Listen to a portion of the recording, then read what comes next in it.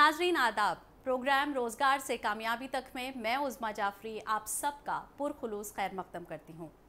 नाजरीन, जैसा कि आप जानते हैं कि इस प्रोग्राम के ज़रिए हम आपके मुस्तकबिल को लगातार बेहतर बनाने की कोशिश कर रहे हैं। इस प्रोग्राम के ज़रिए ना सिर्फ हम आपको अलग अलग तालीमी मैदानात से हमवार कराते हैं, बल्कि एक ऐसी मशहूर शख्सियत से भी रूबरू कराते हैं जिससे मिलकर आगे चलकर आप भी खुद कामयाबी की मिसाल बन सकें। दोस्तों, आज का हमारा ये एपिसोड कुछ ख़ास है, कुछ अलग है, क्योंकि आज हम आपको किसी करियर फील्ड के बारे में नहीं बताने जा रहे। आज हम बात करेंगे नेशनल बोर्ड ऑफ एक्रेडिटेशन की। किस मकसद के साथ नेशनल बोर्ड ऑफ एक्रेडिटेशन की शुरुआत हुई और क्या कुछ नई पहल नेशनल बोर्ड ऑफ एक्रेडिटेशन ने की है। साथ ही नई एजुकेशन पॉलिसी आने के बाद नेशनल बोर्ड ऑफ एक्रेडिटेशन की भूमिका किस तरह से और अहम हो जाती है, इस सब पर हम बात करेंगे। लेकिन उससे पहले आइए जल्दी से इस पैकेज के ज़रिए जान लेते हैं कि आखिर नेशनल बोर्ड ऑफ एक्रेडिटेशन है क्या। वजारत तालीम के तहत काम करने वाले नेशनल बोर्ड ऑफ एक्रेडिटेशन 7 जनवरी 2010 को एक खुद मुख्तार इदारे के तौर पर वजूद में आया। NBA एक ऐसी इकाई है जिसका मकसद तकनीकी तालीम के मेयार और मुताबिकत को यकीनी बनाना है। इसी के साथ साथ पेशे वराना और तकनीकी शोबों के प्रोग्रामों यानी इंजीनियरिंग और टेक्नोलॉजी, मैनेजमेंट, आर्किटेक्चर, फार्मेसी और होटल मैनेजमेंट से जुड़े कोर्सेज के मेयार को यकीनी बनाकर उन्हें मंजूरी देना होता है। NBA तयशुदा उसूलों की बुनियाद पर तकनीकी इदारों के प्रोग्रामों की जांच करता है। अपने वजूद की मुद्दत के दौरान NBA ने एक्रेडिटेशन के लिए एक नए अमल, पैरामीटर्स और मेयारात मुतारिफ कराए हैं जो बेहतरीन बैनुल अक़वामी तरीक़ों के मुताबिक हैं। NBA NAAC यानी national assessment and accreditation council के साथ साथ हिंदुस्तान में आला तालीमी इदारों को मंजूरी देने वाली 2 इकाइयों में से एक है। NBA तकनीकी कोर्सेज जैसे इंजीनियरिंग और मैनेजमेंट प्रोग्रामों को मंजूरी देता है, जबकि NAAC कॉलेजों और यूनिवर्सिटीज़ को मंजूरी देता है। NBA बैनुल अक़वामी सतह पर इंजीनियरिंग तालीम में ग्रेजुएट सतह पर दी जाने वाली मंजूरी वाशिंगटन एकॉर्ड का भी फुल टाइम रुकन है। एक ऐसे वक्त में जब नई एजुकेशन पॉलिसी के जरिए मरकजी हुकूमत मुल्क में तालीमी निज़ाम को बेहतर बनाने में कोशा है, ऐसे में टेक्निकल एजुकेशन और दूसरे मैदानात से जुड़ी आला तालीम को एक नई सिमत अता करने में NBA का रोल अहम हो जाता है।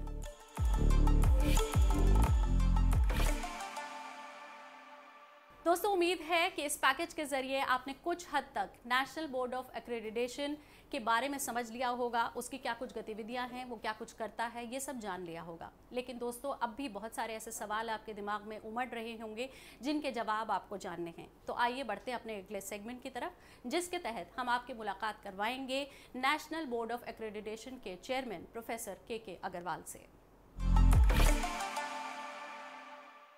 नेशनल बोर्ड ऑफ एक्रेडिटेशन पर अहम बात करने के लिए आज हमारे साथ मौजूद हैं नेशनल बोर्ड ऑफ एक्रेडिटेशन के चेयरमैन प्रोफेसर के अग्रवाल। सर, खैर मकदम है आपका हमारे इस शो में। बहुत बहुत धन्यवाद इस अपॉर्चुनिटी के लिए। सर, सबसे पहला सवाल आपसे यही है कि अगर कोई नेशनल बोर्ड ऑफ एक्रेडिटेशन को जानना चाहे तो आप क्या कहेंगे, और साथ ही किसी भी कोर्स के लिए एक्रेडिटेशन कितना ज़रूरी है? नेशनल एजुकेशन पॉलिसी में नई में ये कहा गया है कि new norm of regulation will be accreditation. तो अल्टीमेटली हमारे सारे हायर एजुकेशन के इंस्टीट्यूशंस को एक्रेडिटेशन की तरफ जाना पड़ेगा। इस समय देश में 2 एक्रेडिटेशन एजेंसीज हैं प्राइमरीली, एक जिसे हम NAAC बोलते हैं और दूसरा NBA। NAAC वस्तुतः पूरे इंस्टीट्यूशंस को एक्रेडिट करता है, यस और नो, और NBA प्रोग्राम वाइज एक्रेडिटेशन करता है। और हम NBA में अभी तक इंजीनियरिंग, आर्किटेक्चर, फार्मेसी, मैनेजमेंट इन्हीं विषयों पर ध्यान देते हैं। और इसमें जैसे मैकेनिकल इंजीनियरिंग का एक्रीडिटेशन अलग होगा, सिविल का अलग होगा। यदि हम एक इंजीनियरिंग कॉलेज का एज सच हम एक्रीडिटेशन नहीं करते, प्रोग्राम वाइज एक्रीडिटेशन करते हैं, क्योंकि सारे विश्व में ये मान्यता है कि किसी भी इंस्टीट्यूशन में सारे प्रोग्राम अच्छे हों या सारे अच्छे ना हों, ये नहीं होता। तो इसलिए बच्चे को ये अधिकार होना चाहिए कि मैकेनिकल इंजीनियरिंग कहाँ की अच्छी है, सिविल कहाँ की अच्छी है, इलेक्ट्रॉनिक्स कहाँ की अच्छी है। तो इसलिए प्रोग्राम वाइज एक्रीडिटेशन होना चाहिए। तो एनबीए प्रोग्राम वाइज एक्रीडिटेशन करता है। और दूसरी विशेष बात ये है कि जहाँ तक इंजीनियरिंग का सवाल है, जो इस देश का काफ़ी रिस्पेक्टेबल प्रोग्राम माना जाता है, एक वाशिंगटन अकॉर्ड के नाम से एक एमओयू है जो 21 देशों का एक अंडरस्टैंडिंग है। उनमें अमेरिका है, कनाडा है, ऑस्ट्रेलिया है, न्यूजीलैंड है, मलेशिया है, सिंगापुर है। तो उन 21 देशों ने एक कॉमन सिस्टम बनाया कि यदि किसी देश के इंजीनियरिंग कॉलेजेस ये सिस्टम फॉलो करते हैं तो उस देश के एक्रीडिटेड बच्चों को पूरे 21 देशों में जॉब के लिए कोई अलग एफर्ट नहीं करना पड़ेगा। तो ये एनबीए का एक बहुत महत्वपूर्ण अलग विषय है कि यदि एक लड़का मैकेनिकल इंजीनियरिंग हमारे किसी एक्रीडिटेड इंस्टीट्यूशन से करता है तो वो 21 देशों में मैकेनिकल इंजीनियरिंग की प्रैक्टिस कर सकता है।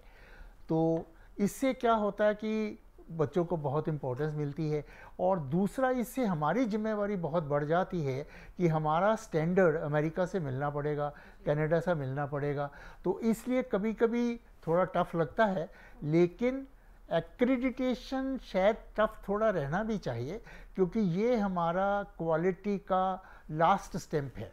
हम पहले अप्रूवल देते हैं, स्टेट गवर्नमेंट अप्रूवल देती है, लेकिन एक्रीडिटेशन एक तरह से फाइनल वर्ड है। तो इसलिए हम इसमें लीनियंसी भी नहीं चाहते, आल्दो यूज़र फ्रेंडली ज़रूर चाहते हैं ताकि बच्चों को दिक्कत ना हो, कॉलेजेस को दिक्कत ना हो। लेकिन जो मिनिमम स्टैंडर्ड्स हैं, जैसे स्टाफ पूरा हो, स्टाफ प्रॉपरली क्वालिफाइड हो, उन चीज़ों में हम बहुत स्ट्रिक्ट हैं और उनको हम प्री क्वालिफायर्स के नाम से जानते हैं। हमारे जो देश में कोर्सेज हो रहे हैं, हमारे देश में जो इंस्टीट्यूट्स हैं, उनके लिए एक्रेडिटेशन है, लेकिन अगर कोई बाहर से आके कोई अपनी फ्रेंचाइजी सेटअप करना चाहे यहाँ पर, उसके लिए भी क्या एक्रेडिटेशन एनबीए ही देता है? ये 21 देशों का एक वाशिंगटन अकॉर्ड है। नाउ सपोजिंग मलेशिया भी वाशिंगटन अकॉर्ड का मेंबर है। सपोजिंग मलेशिया की कोई एजेंसी आके यहाँ इंस्टीट्यूशन खोलती है और यदि वो मलेशिया का वो इंस्टीट्यूशन एक्रीडिटेड है तो उसका एडवांटेज भी ले सकते हैं, क्योंकि यदि किसी भी देश की एक्रीडिटेशन एजेंसी के थ्रू आप वाशिंगटन अकॉर्ड पे पहुंच सकते हैं। और वाशिंगटन अकॉर्ड एक देश में एक ही एजेंसी को ऑथोराइज करता है। जैसे वाशिंगटन अकॉर्ड की डिग्री की रिकॉग्निशन के लिए इस देश के इंजीनियरिंग के बच्चे को एनबीए के से ही एक्रेडिटेशन लेना पड़ेगा। Sir, national board of accreditation के बारे में हमने काफ़ी कुछ आपसे जाना। अब ये जानना चाहेंगे कि किस मकसद के साथ एनबीए की शुरुआत की गई थी और क्या कुछ नई पहल एनबीए ने इस वक्त की है? जब भी किसी चीज़ का बहुत विस्तार होता है तो अच्छे इंस्टीट्यूशन भी आते हैं, बीच में थोड़े से ऐसे भी इंस्टीट्यूशन आ जाते हैं जो बहुत अच्छे नहीं होते या जिनको समय लगता है।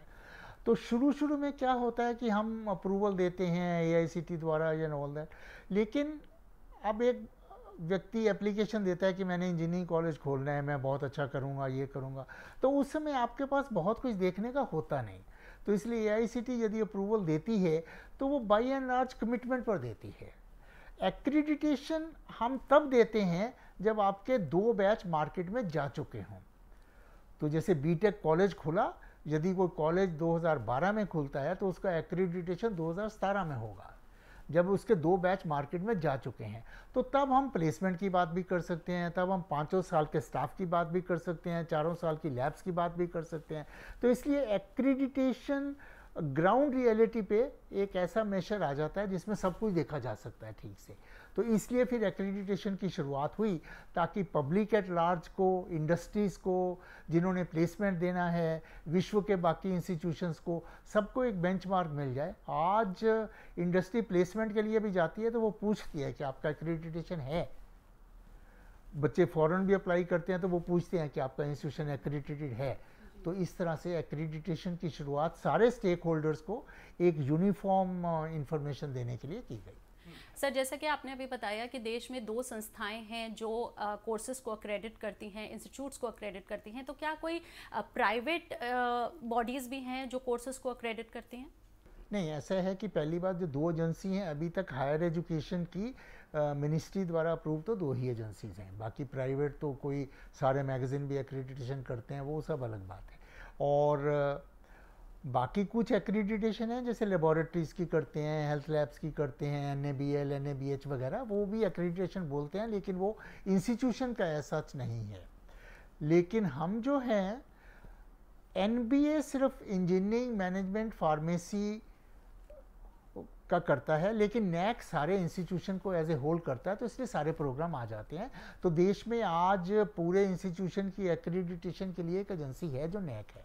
अब नेशनल पॉलिसी ऑफ एजुकेशन के बाद क्योंकि एक्रीडिटेशन का काम बहुत बढ़ेगा, तो ये सोचा गया है कि हमें और एजेंसियां बनानी पड़ेंगी, क्योंकि सिर्फ NBA और NAC द्वारा पूरा वर्क वॉल्यूम संभाला जा सके उसकी संभावना कम है। तो जब और बनानी पड़ेंगी तो उन एजेंसीज का आपस में कोऑर्डिनेशन ठीक हो, ये ना हो कि ये एजेंसी इजी है, ये एजेंसी डिफ़िकल्ट है। तो इसके लिए एक प्रावधान किया गया, नेशनल एक्रीडिटेशन काउंसिल बनेगी।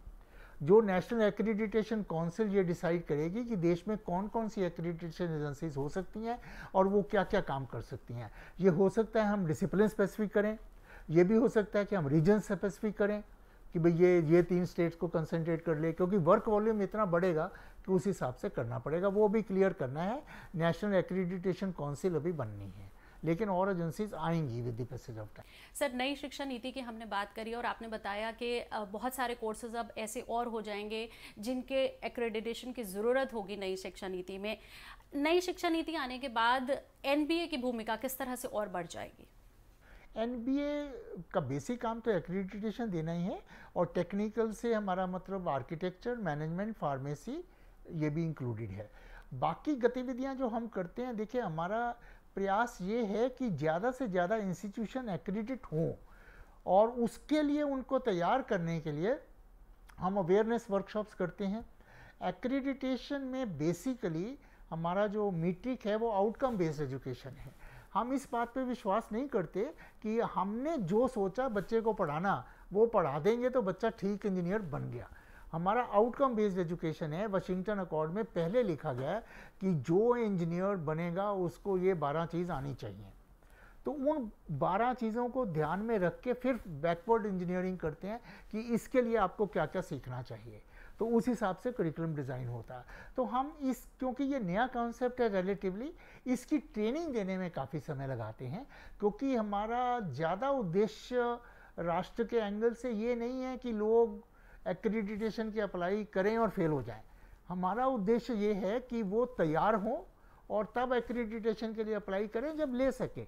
इसलिए हमारा आज की डेट में उस्मा जी सक्सेस रेट 85% से ऊपर है। क्यों, हमारा एम ये नहीं है कि लोग अपना एफर्ट वेस्ट करें। हम इसलिए हमने एक और भी स्टेप को आया है, प्री क्वालिफायर्स के नाम से एक फ़िल्टर डिज़ाइन कर दिया जो कंप्यूटर पे ऑनलाइन इंस्टीट्यूशन टेस्ट कर सकता है कि मैं अभी एक्रीडिटेशन के लिए मैच्योर हो गया या नहीं हो गया। उसमें 5-6 मोटे मोटे पैरामीटर्स हैं, जैसे आपके पास स्टाफ पूरा है, आपके पास PhD स्टाफ कितना है, आपके पास सीनियर स्टाफ कितना है।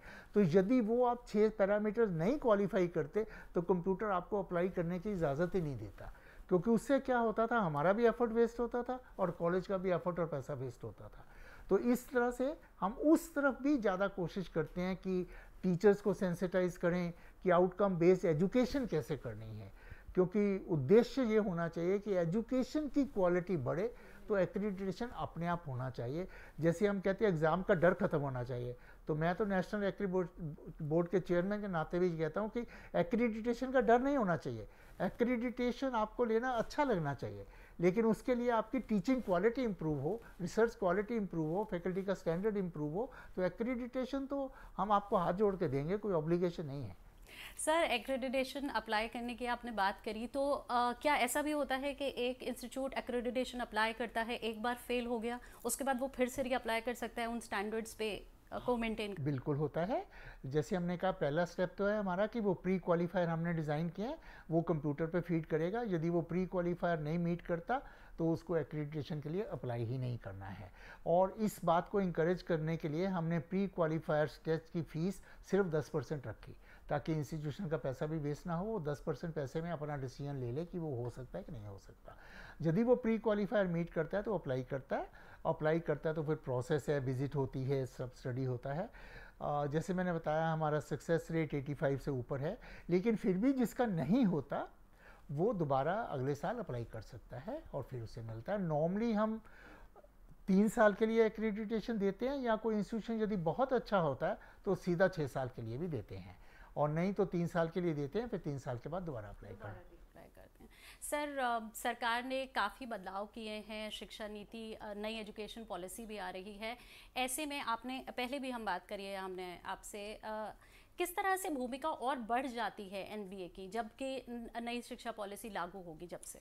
एक्चुअली नई शिक्षा पॉलिसी के कुछ बेसिक स्तंभ हैं, और एक स्तंभ उसमें है क्वालिटी का, कि क्योंकि हम ये मानते हैं और राइटली सो कि बिना क्वालिटी के जो हायर एजुकेशन है ना, उसका फ़ायदे के बजाय नुकसान भी हो सकता है। जैसे जब भी मैं मेडिकल कॉलेज को एड्रेस करता हूँ तो मैं ये कई बार कहता हूँ कि यदि हम ख़राब डॉक्टर बनाएंगे तो क्या वो बेटर है या डॉक्टर ना बनाना बेटर है? तो मैं ये मानता हूँ ख़राब डॉक्टर बनाने के बजाय डॉक्टर ना बनाना बेटर है।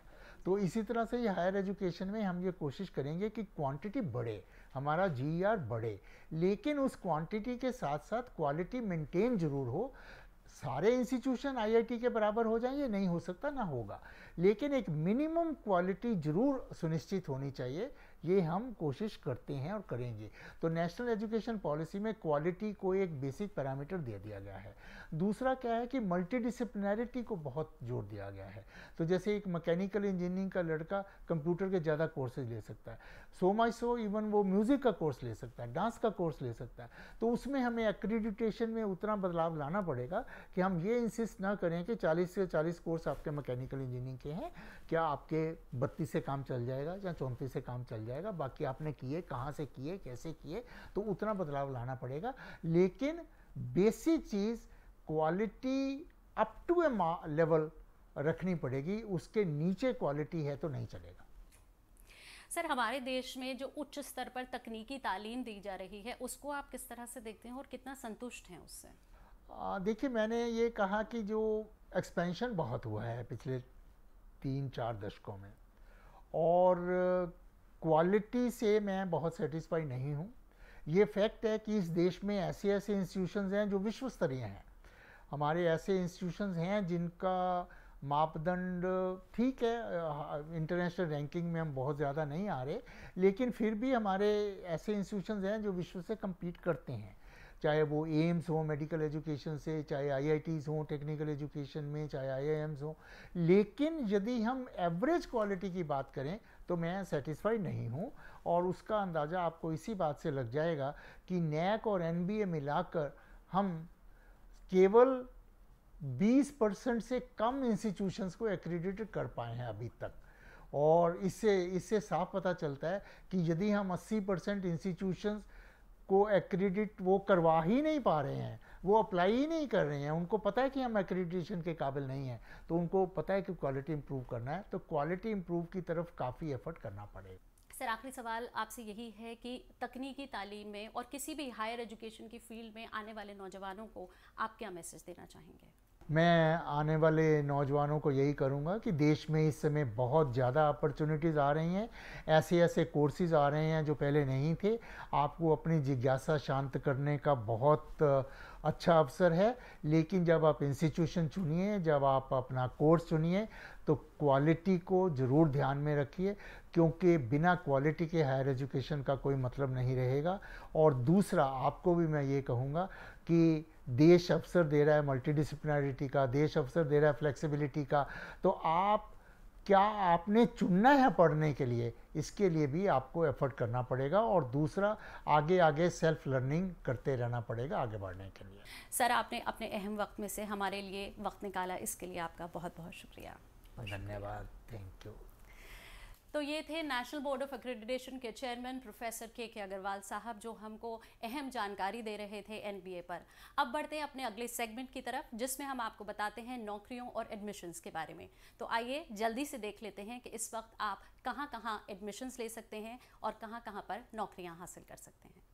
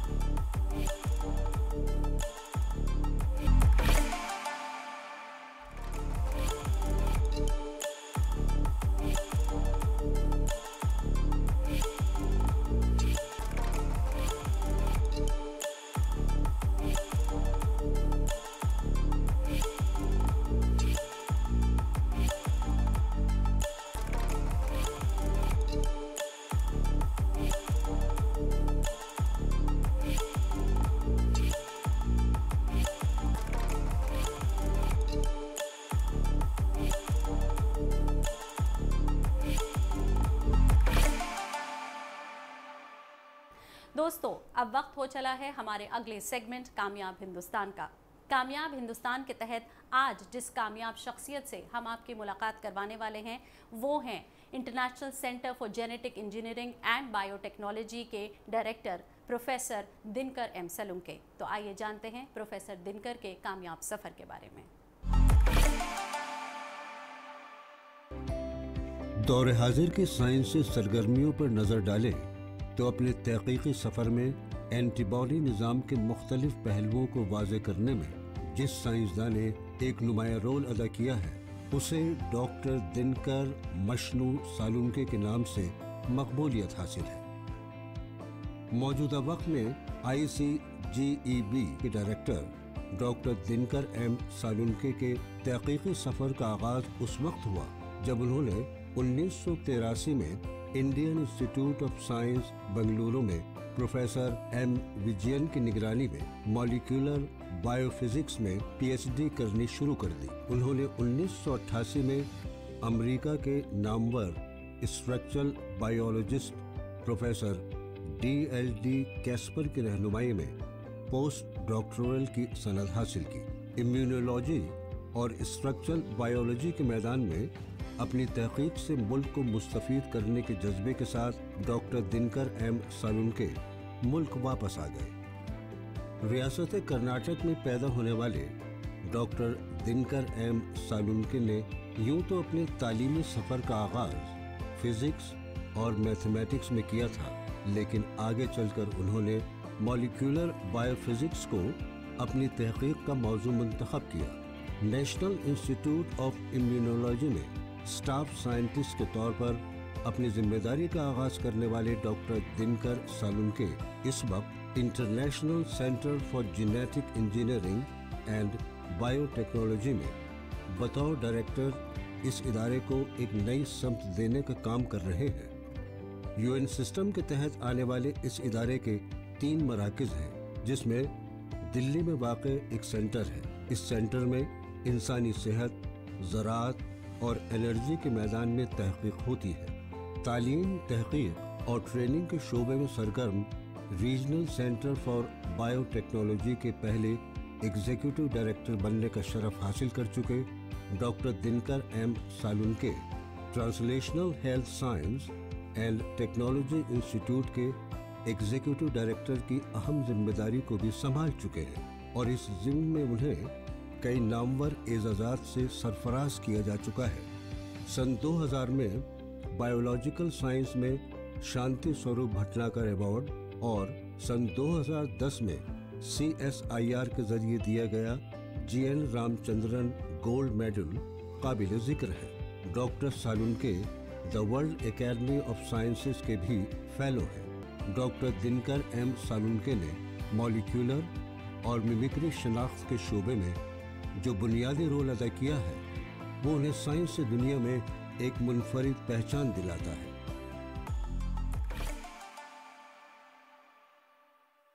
उम्मीद है नेशनल बोर्ड ऑफ एक्रेडिटेशन पर हमारी आज की ये खास पेशकश आपको पसंद आई होगी। अगली बार हम हाजिर होंगे एक और करियर फील्ड के साथ। तब तक के लिए दीजिए इजाज़त। खुदा हाफिज़।